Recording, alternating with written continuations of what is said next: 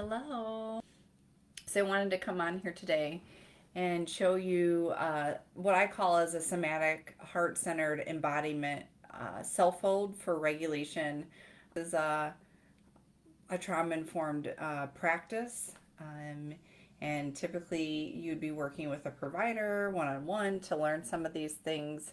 But a lot of folks do not have any of those tools or access. So I'm coming on here to show you a move you can use.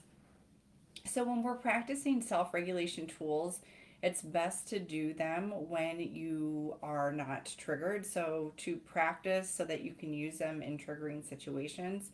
One of the reasons that I love this move is that you can use it when you're in the presence of others after you've practiced it with yourself. So you can use it like at school or work or at gatherings to help sail kind of as a grounding tool, especially for individuals that are highly sensitive, very empathetic individuals when you are around groups of people and it just kind of gets to be really overstimulating.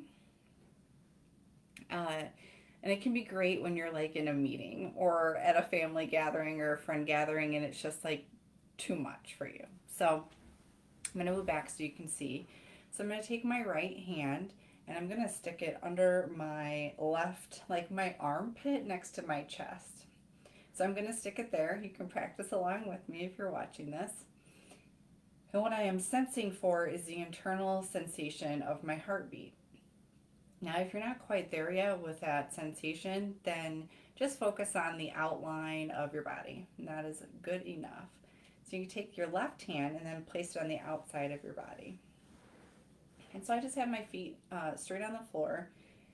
And I'm going to breathe into my body. And what I am navigating for and searching for inside is to feel my heartbeat. I'm looking for my heartbeat.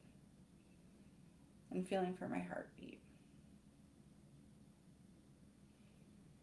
I'm dropping out of my head and my thoughts, and I am dropping my awareness into my body.